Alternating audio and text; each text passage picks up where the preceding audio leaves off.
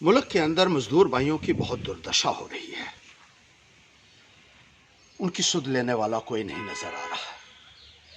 ये अमीरों की सरकार गरीबों और मजदूरों के प्रति जो रवैया अख्तियार किए हुए है वो नाकाबिले बर्दाश्त है। जो बाहर फंसे हुए मजदूर हैं वो बदहाली के दौर से गुजर रहे हैं। खाने का, पीने का, रहने का कोई इंतजाम नहीं। बहुत सारे मजदूर पैदल चलने को मजबूर हो गए, रास्ते में अपनी जान गंवा बैठे। दर्जनों मजदूर ट्रेन के नीचे आ गए। दर्जनों मजदूर गाड़ियों के नीचे आकर अपनी जान गंवा बैठे और सरकार अभी भी मूक दर्शक बनी हुई है। हमने बार बार कहा, बार बार ये बात उठाई कि ज्यादा से ज्यादा ट्रेनें लगाइए, गाड़ियां लगाइए, बसेस लगाइए और उनको वापस लाइए। अगर विदेशों से आप दूसरे लोगों को, प्रभावशाली लोगों को जहाजों में बिठा कर ला रहे हैं तो इनके लिए ट्रेन तो मुहैया कीजिए। ये भी इसी देश के नागरिक हैं और उनके भी इतने ही अधिकार हैं जितने बड़े बड़े प्रभावशाली लोगों के हैं। लेकिन गरीबों के लिए कोई हमदर्दी इस सरकार के अंदर देखने को नहीं मिल रही है, जो बहुत बहुत दुख की बात है। आप भारतीय जनता पार्टी के नेता बड़े बड़े भाषण देते हैं टीवी में आकर, हम देख रहे हैं, बड़े बड़े ऐलानात करते हैं, लेकिन हकीकत में इन मजदूरों के हाथ कुछ नहीं लग रहा है। इनको पहले वापस लाना होगा, इज्जत से वापस लाना होगा, जो एक सरकार की नैतिक जिम्मेदारी बनती है।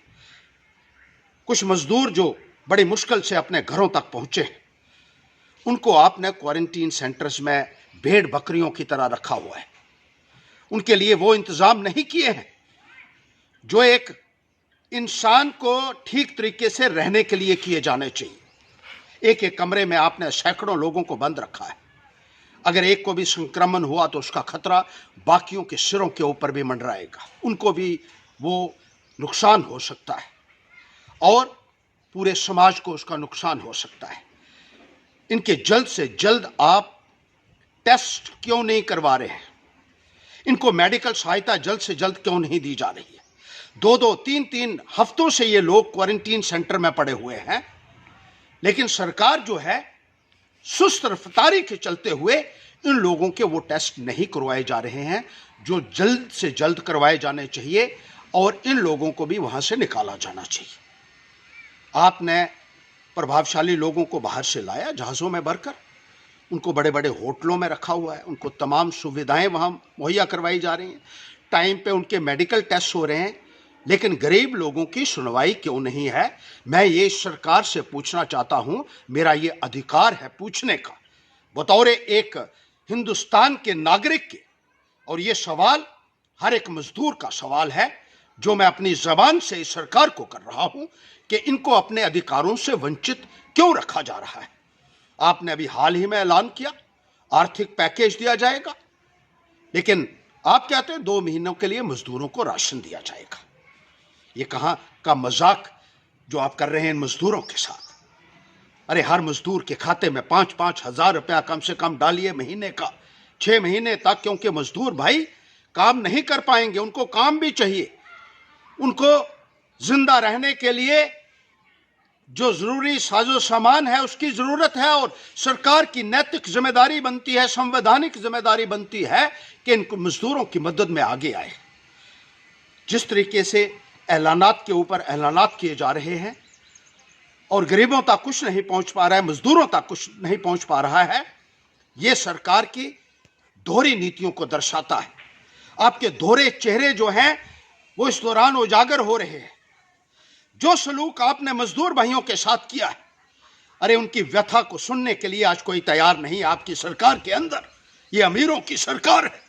ये गरीबों के प्रति जो रवैया अपनाए हुए है उसको पैंथर्स पार्टी सिरे से नकारती है, उसकी सख्त मजम्मत करती है। आज हमने पुतला जलाकर भारतीय जनता पार्टी का, केंद्र सरकार का, यहां जम्मू कश्मीर के प्रशासन का यह पैगाम देने की कोशिश की है कि हम इस किस्म का रवैया हरगिज बर्दाश्त करने के लिए तैयार नहीं है। अरे जिस शख्स के दिल में गरीब और मजदूर के लिए दया नहीं है, संवेदना नहीं है, उसका दुख समझने कि जो शक्ति नहीं है उसको नेता कहलाने का कोई अधिकार नहीं है, उसको सरकार चलाने का कोई अधिकार नहीं है। और मौजूदा सरकार फेल हो चुकी है। 40 करोड़ मजदूर है इस मुल्क के अंदर, और जिस तरीके से आपने उनको अपने हाल पर छोड़ दिया है, आने वाले वक्त में आपको उसका खुमाइजा भुगतना पड़ेगा। पैंथर्स पार्टी शाना बशाना इन मजदूर भाइयों के साथ खड़ी होगी। इनको न्याय दिलाने के लिए किसी भी कुर्बानी को देने के लिए तैयार है। और जिस तरीके से आपने ये किया है, मैं कहता हूं इंसान तो क्या, ऊपर वाला भी देख रहा है कि किस तरीके का अन्याय आपकी हुकूमत इन मजदूर भाइयों के साथ कर रही है। इनके साथ न्याय कीजिए। जो मजदूर रास्ते में जान गंवा बैठे हैं ट्रेन के नीचे आकर या गाड़ियों के नीचे आकर, उनके प्रत्येक परिवार को 50-50 लाख रुपया दे दीजिए, क्योंकि बहुत पैसा इकट्ठा हुआ है। हम जानते हैं पीएम केयर्स फंड में बहुत पैसा आया है। और इसी तरीके से जो आर्थिक पैकेज की बात की जा रही है उसमें भी 20 लाख करोड़ का प्रावधान है। तो क्या इन मजदूरों के हाथ वो पैसा नहीं आ सकता? उसका एक हिस्सा ये हकदार नहीं है? आपने अमीर लोगों का 68,607 करोड़ रुपया माफ कर दिया, उनके कर्जे माफ कर दिए, लेकिन गरीबों के और मजदूरों के कर्जे अभी तक माफ नहीं हुए। आप कहते हैं किसानों को 3 महीने का और टाइम दिया जाएगा कर्जा वापसी के लिए। ये एक मजाक है। उनके साथ भी न्याय कीजिए, क्योंकि वो भी इस देश के बशिंदगान हैं। उनको भी इतने ही अधिकार हैं जितने बड़े बड़े अमीर लोगों को और प्रभावशाली लोगों को हैं। जो मजदूरों के साथ, गरीब के साथ हो रहा है, उसके लिए ऊपर वाला भी आपको कभी माफ नहीं करेगा। जल्द से जल्द इसकी तरफ तवज्जो भी देनी होगी, क्योंकि पैंथर्स पार्टी तब तक खामोश नहीं बैठेगी जब तक इन मजदूर भाइयों के साथ, किसान भाइयों के साथ, और जो खास तौर पर इन परिस्थितियों में बहुत मुसीबत से 2-4 मजदूर भाई हमारे हो रहे हैं, उनके साथ इंसाफ नहीं होता है।